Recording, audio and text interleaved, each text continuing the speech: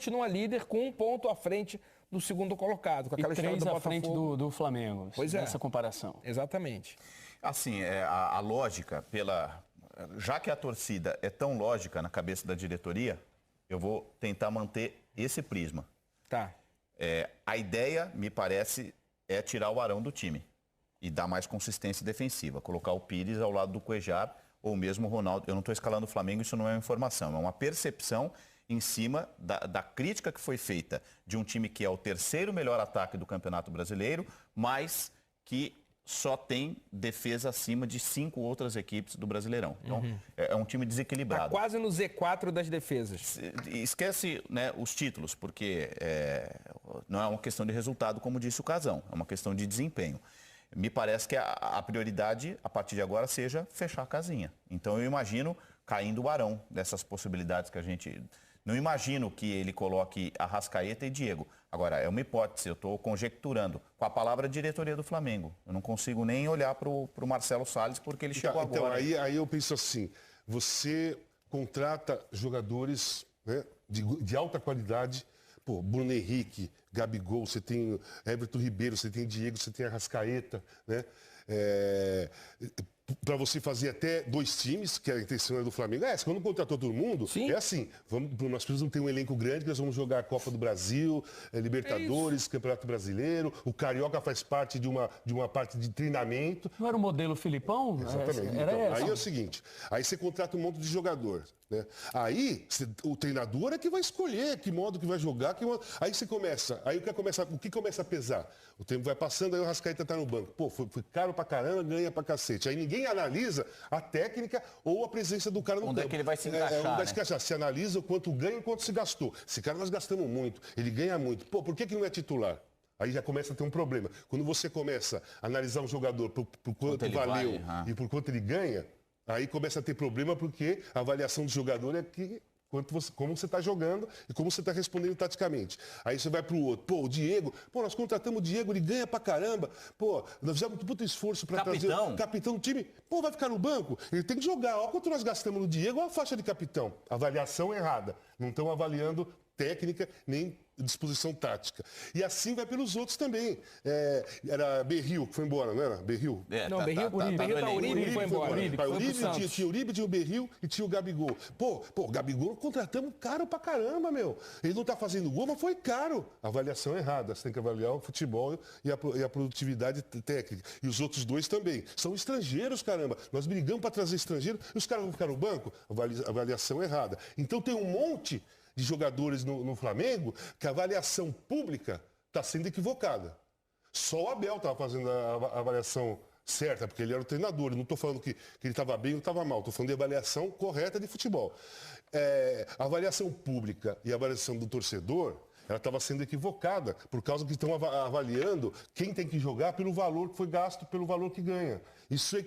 Isso não funciona em time nenhum. Em time nenhum. Você vai, para fazer comparação, porque o Flamengo tentou, ou quis, ou conseguiu fazer uma coisa como o Palmeiras, um grande elenco, lá no Palmeiras, tanto faz quanto ganha e quanto foi gasto pelo cara. Tanto faz. O Filipão escala, mexe pra caramba, tira esse, tira aquele, escala pra ficar no banco, depois entra, sai o Lucas Lima, depois o Lucas Lima fica 4 jogos sem entrar e não tem avaliação financeira na parada, é avaliação tática e técnica. Mas com uma diferença importante em relação a comportamento.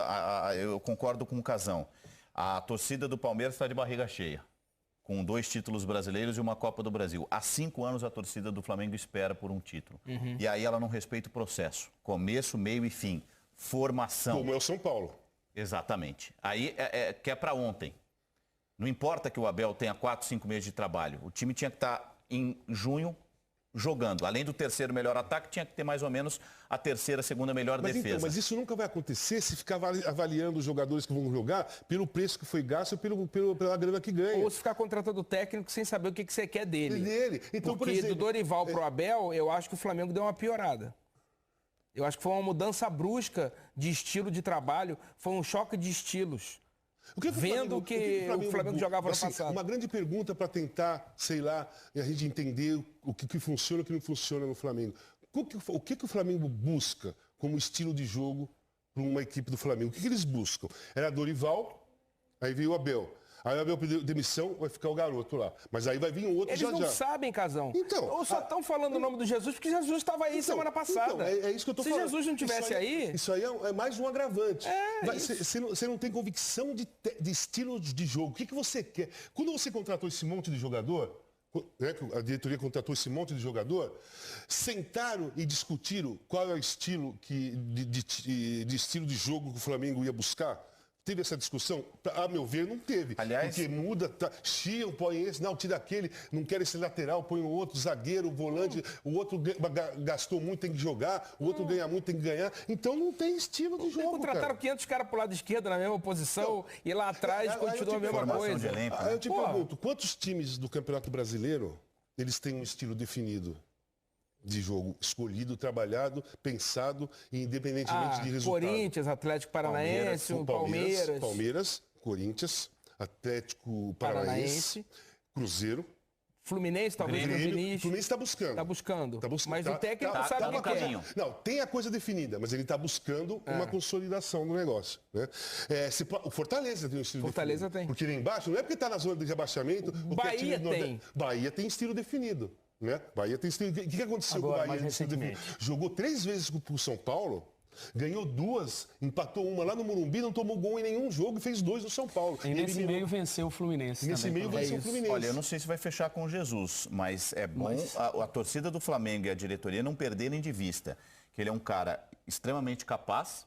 Por exemplo, o René Simões publicamente já deu um aval, porque conhece o trabalho dele, recorreu a ele em algumas oportunidades. Um cara que trabalha com uma equipe, né? Com departamentos interdisciplinares, com análise de desempenho. É um cara que estuda o futebol, um estudioso do futebol. René Simões já encontrou Jesus. Só que ele encontrou Jesus. Só que ele é um cara vaidoso. Sim. Até por ser convicto e muito se apropriar muito do que ele faz, porque trabalha exaustivamente, é outro que não aceita cornetagem, influência. Então, aí eu posso fazer uma pergunta, claro. assim? Você é o Jesus, eu te contrato, né? Porque... Jorge Jesus. Seu Jesus, hein? Eu te Presta contrato. atenção. Jorge Jesus. Estamos mal de Jesus aqui. Eu te contrato. E aí aconteceu Está tudo mais isso. para ser o outro lá de baixo. Ô, Gustavo, aconteceu tudo isso aí, ó. Aconteceu tudo isso. E tudo isso que nós estamos falando aqui.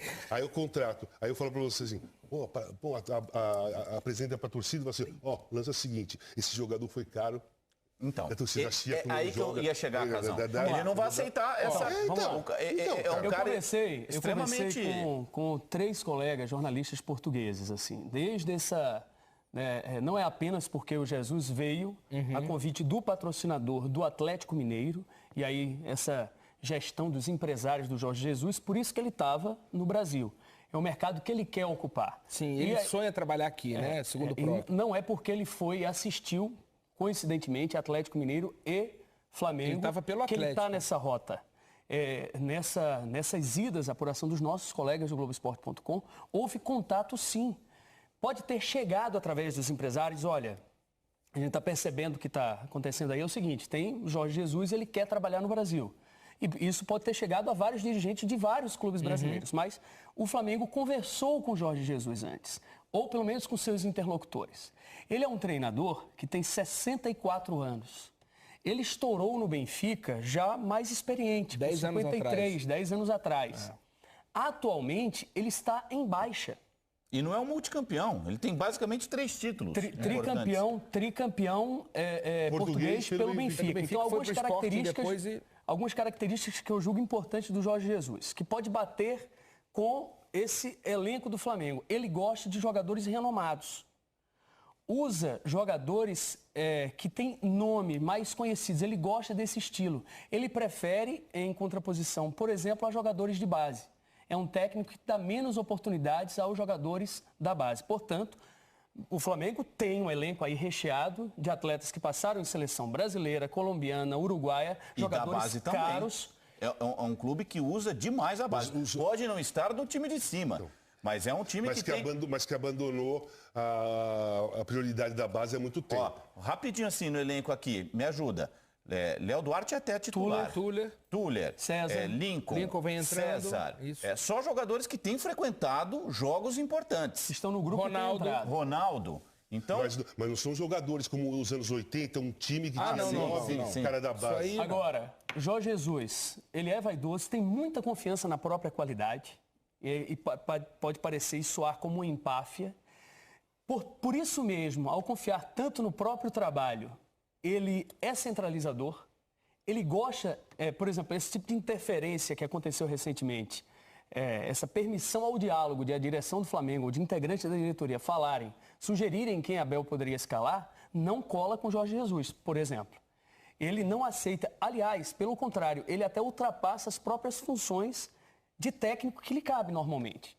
Então ele gosta de ter influência em relação a contratações, mas é um técnico que está em baixa. Não é possível imaginar que o Benfica ou o Sporting gostaria de contar novamente com o trabalho dele neste momento. Não por acaso ele busca outros mercados. Estava na Arábia Saudita e agora está vindo para o Brasil. Posso dar uma informação? Em cima disso, técnico em baixa, o Gilmar Ferreira no Extra, do Grupo Globo, afirma: o presidente do Flamengo, em fase de prospecção de mercado de treinadores, sonha em ter no comando do time rubro-negro um técnico europeu de renome internacional, José Mourinho. O nome partiu do ex-goleiro Júlio César, que trabalhou com Mourinho na Internacional entre 2008 e 2010, trabalho que culminou com a conquista da Champions League. E por aí vai, repito, informação do jornalista Gilmar Ferreira no Extra, que nessa viagem José Mourinho está no radar. Vamos trocar de português, será? Pois é. Fala, Galindo, que não, mas só uma última também, que eu considero uma informação relevante. Essa coisa da dificuldade em se trabalhar com alguém que tenha tanta personalidade. Os 3 últimos auxiliares do Jorge Jesus, auxiliares diretos, pediram para não seguir com ele. Um ficou, não foi com ele para a Arábia Saudita. E antes do fim do trabalho do Jorge na Arábia Saudita, 2 pediram o boné também. Ele estava mal Só uma coisa, o Mourinho tem baixa também. Também. Estava como comentarista aí outro dia. Só uma coisa que eu ia falar em relação à base. Isso sempre foi muito forte no Flamengo. Fora os anos 80, os anos 90 foi igual. O início, eu joguei no Flamengo e eu tenho uma foto ali do time que só tem eu de fora. O time todo é da base. É que você pegou a geração da Copinha de 90. Júnior Baiano, Marquinhos, Marcelinho, Fabinho. Campeão de 92 e seguiu.